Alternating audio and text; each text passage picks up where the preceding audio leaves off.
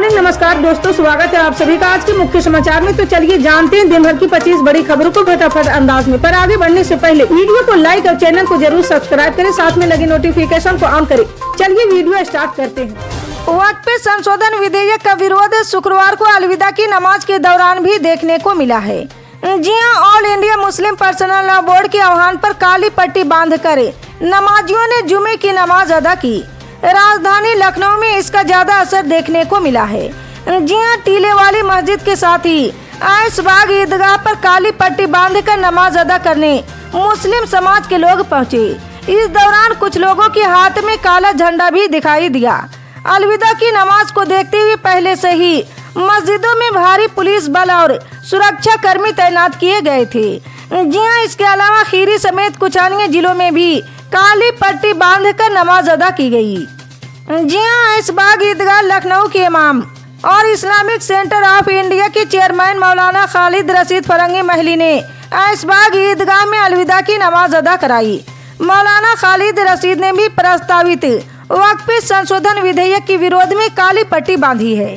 मौलाना खालिद रशीद ने कहा है कि आज लखनऊ में रमजान के आखिरी जुमे की नमाज अदा की गई और लोगों ने देश के विकास और फिलिस्तीन में शांति के लिए दुआ मांगी। हम अंतर्राष्ट्रीय संगठनों से भी अपील करते कि वो फिलिस्तीन मुद्दे पर कोई ठोस रास्ता निकाले और फिलिस्तीनी मुसलमानों को न्याय दिलाएं। सुप्रीम कोर्ट ने कांग्रेस का राष्ट्रीय सांसद और शायर इमरान प्रतापगढ़ी को बड़ी राहत दी है। जी हां, अदालत ने शुक्रवार को गुजरात पुलिस द्वारा सोशल मीडिया पर आए खून की प्यासो बात सुनो कविता पोस्ट करने पर दर्ज की गई एफआईआर को खारिज कर दिया है। साथ ही सुप्रीम कोर्ट ने कहा कि विचारों और नजरियों की अभिव्यक्ति की स्वतंत्रता के बिना संविधान की धारा 21 के तहत गारंटी के साथ गरिमापूर्ण जीवन जीना मुमकिन नहीं है। जी हां, जस्टिस अभय ओका और जस्टिस उज्जवल भुइयान की बेंच ने प्रतापगढ़ी की याचिका को कबूल करते हुए कहा कि उनके खिलाफ कोई अपराध बनता ही नहीं था। जस्टिस ओका ने फैसला सुनाते हुए कहा कि साहित्य और कला से जीवन ज्यादा सार्थक बनता है और अभिव्यक्ति की स्वतंत्रता एक गरिमापूर्ण जीवन के लिए जरूरी है। तमिलनाडु की डीएमके सरकार ने 3 भाषा नीति और परिसीमन की मुद्दे पर केंद्र सरकार के खिलाफ मोर्चा खोला हुआ है। जी हां, मशहूर फिल्म अभिनेता विजय की पार्टी टीवीके ने भी इनके विरोध में प्रस्ताव पारित किया है। इस प्रस्ताव में वक्फ संशोधन विधेयक का भी विरोध किया गया। जी हां, इसे लेकर टीवीके की बैठक हुई जिसमें तय किया गया कि वे केंद्र सरकार से वक्फ संशोधन विधेयक को वापस लेने की अपील करेंगे। जी हां, 3 भाषा नीति का विरोध करते टीवीके ने कहा कि पार्टी 2 भाषा नीति की प्रति समर्पित रहेगी और नई शिक्षा नीति की तहत 3 भाषा नीति का विरोध करती है। ये नीति संघवाद की भावना के खिलाफ है और टीवीके कभी भी भाषा का इस तरह से थोपे जाने को बर्दाश्त नहीं करेगी। परिसीमन को लेकर टीवीके ने कहा है कि प्रस्तावित परिसीमन जरूरी नहीं है क्योंकि इससे दक्षिण राज्यों में लोकसभा की सीटें घट सकती है। भूकंप के जोरदार झटकों ने धरती का बुरा हाल कर दिया। जी हां, 4 देशों भारत, म्यांमार, चीन और थाईलैंड में भूकंप आया। 3 देशों में जोरदार झटके लगे और भीषण तबाही मचाई। म्यांमार और थाईलैंड की राजधानी बैंकॉक में काफी नुकसान हुआ। इमारतें, पुल और फ्लाई ओवर ढह गए। सैकड़ों लोग लापता बताए जा रहे, उनके मलबे में दबे होने की आशंका है। जी हां, इमारतें मलबे के ढेर में तब्दील हो गई। घायल लोग सड़कों पर पड़े कराह रहे। म्यांमार और थाईलैंड की सरकारों ने मेट्रो और ट्रेन सेवाएं निलंबित कर दी। रेस्क्यू ऑपरेशन और लोगों की तलाश जारी है। दोनों देशों में मची तबाही के वीडियो सोशल मीडिया पर वायरल हो रहे हैं, जिन्हें देखकर एक बार तो किसी की भी रूह कांप जाएगी। जी हां, भूकंप विनाशकारी साबित हुआ है। बिहार के फेमस यूट्यूबर और बीजेपी नेता मनीष कश्यप एक बार फिर विवादों में घिर गए हैं। सोशल मीडिया पर भ्रामक खबरें फैलाने के आरोप में उनके चैनल पर एफआईआर दर्ज किया गया। जी हां, इधर एफआईआर दर्ज होने से नाराज यूट्यूबर ने अब भारतीय जनता पार्टी छोड़ने का फैसला कर लिया है। ऐसी खबरें आ रही है कि मनीष कश्यप शुक्रवार को पार्टी से इस्तीफा दे देंगे। इसके बाद सारण गिरफ्तारी के लिए जाएंगे।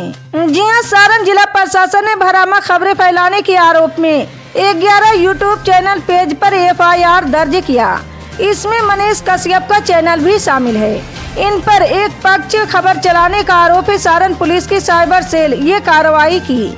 जी हां, प्रशासन ने इस संबंध में बताया कि इन मीडिया चैनल के फैलाए हुए झूठी खबरों से कानून व्यवस्था के लिए गंभीर चुनौती उत्पन्न हो रही। वहीं FIR दर्ज होने से नाराज यूट्यूबर और बीजेपी नेता ने पार्टी छोड़ने का फैसला किया है। उत्तर प्रदेश का संभल काफी समय से संवेदनशील बना है। खासकर पिछले साल नवंबर में हुई हिंसा के बाद संभल पर लगातार सबकी नजर टिकी है। जी हां, यहाँ शाही जामा मस्जिद को लेकर विवाद है, जिसे हिंदू पक्ष हरिहर मंदिर बताता है। जी हां, फिलहाल कल वहीं शुक्रवार को अलविदा जुमे की नमाज थी और सुरक्षा की लिहाज से यहाँ खास बंदोबस्त किए गए। जी हां, 4000 के करीब सुरक्षा कर्मी पूरे संभल में लगाए गए थे। जी हां, संभल में अलविदा जुमे की नमाज के लिए चप्पे चप्पे पर भारी पुलिस फोर्स तैनात रही। इसमें संभल के सभी इलाकों में 10 कंपनियां पैरामिलिट्री फोर्स, 7 PSC कंपनियां और 3 कंपनी RRF तैनात है। इसके अलावा एक कंपनी RAF फोर्स भी तैनात रही। पुलिस फोर्स से मिलाकर तकरीबन पूरे संभल में 4000 से ज्यादा जवान और अधिकारी अलग अलग लोकेशन में तैनात रहे हैं। पंजाब सरकार ने सुप्रीम कोर्ट को बताया है कि किसानों की विभिन्न मांगों को लेकर अनिश्चितकालीन भूख हड़ताल करे किसान नेता जगजीत सिंह धल्लेवाल ने अपना अनशन तोड़ दिया है। जी हां, पंजाब सरकार के मुताबिक धल्लेवाल ने शुक्रवार सुबह पानी पीकर अपना अनशन खत्म किया है। किसानों की मांगों पर केंद्र सरकार की ओर से कोई पहल न होता देख संयुक्त किसान मोर्चा के नेता धल्लेवाल ने 26 नवंबर को अपना आमरण अनशन शुरू किया था। वो 4 महीने 11 दिन तक आमरण अनशन पर रहे हैं। जी हां, पंजाब के महाधिवक्ता गुरविंदर सिंह ने न्यायमूर्ति सूर्यकांत और न्यायमूर्ति N कोटेश्वर सिंह की पीठ से कहा है कि उन्होंने खनौरी और शंभू बॉर्डर पर प्रदर्शनकारी किसानों को तितर बितर कर दिया है। उन्होंने बताया कि सभी अवरुद्ध सड़कों और राजमार्गों को यातायात के लिए खोल दिया गया। पीठ ने धल्लेवाल के प्रयासों की सराहना करते हुए कहा कि वो एक सच्चे किसान नेता जिनका कोई राजनीतिक एजेंडा नहीं है। वक्फ संशोधन विधेयक को लेकर सत्ता पक्ष और विपक्ष के बीच चल रही जुबानी जंग के बाद all India Muslim personal law board ने केंद्र सरकार के खिलाफ विरोध प्रदर्शन शुरू कर दिया, जिसके बाद देश के अलग अलग हिस्सों में मुस्लिम संगठनों ने वक्फ अधिनियम बिल 2024 के खिलाफ आवाज उठानी शुरू कर दी।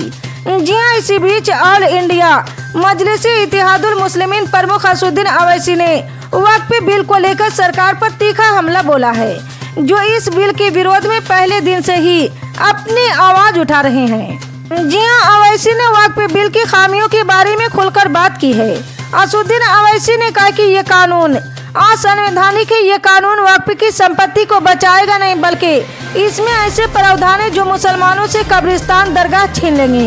इंडिया टुडे को दिए गए इंटरव्यू में अवैसी ने तर्क दिया कि ये विधेयक संविधान के अनुच्छेद 26 का उल्लंघन करता है, वक्फ बोर्ड की स्वायत्तता में हस्तक्षेप करता है और सरकारी अधिकारियों को अत्यधिक अधिकार प्रदान करता है।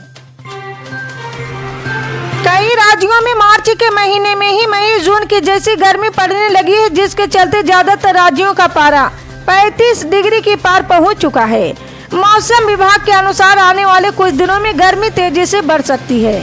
जी हां, फिलहाल उत्तर भारत में गर्मी का ज्यादा असर देखने को मिल रहा।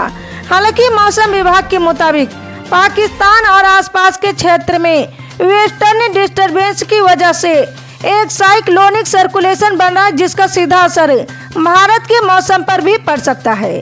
जी हां, ऐसी परिस्थिति में कई राज्यों में बारिश या आंधी तूफान जैसी स्थिति पैदा हो सकती है। जी हां, राजधानी दिल्ली समेत NCR के मौसम में लगातार बदलाव हो रहा है। यहाँ रोजाना तापमान में बढ़ोतरी के कारण गर्मी तेजी से बढ़ रही। वहीं दिल्ली और आसपास के क्षेत्र में तेज हवाओं की चलने की संभावना है। मौसम विभाग ने बताया कि 29 मार्च तक दिल्ली, चंडीगढ़ और हरियाणा और 28 मार्च तक पंजाब में तेज हवाएं चल सकती। वहीं पश्चिमी राजस्थान में धूल भरी आंधी चलने की संभावना है। इसी तरह की पल पल की अपडेट जानने के लिए जुड़े रहे हमारे MSP न्यूज के साथ। मिलते हैं अगली बड़ी खबर में, तब तक के लिए जय हिंद।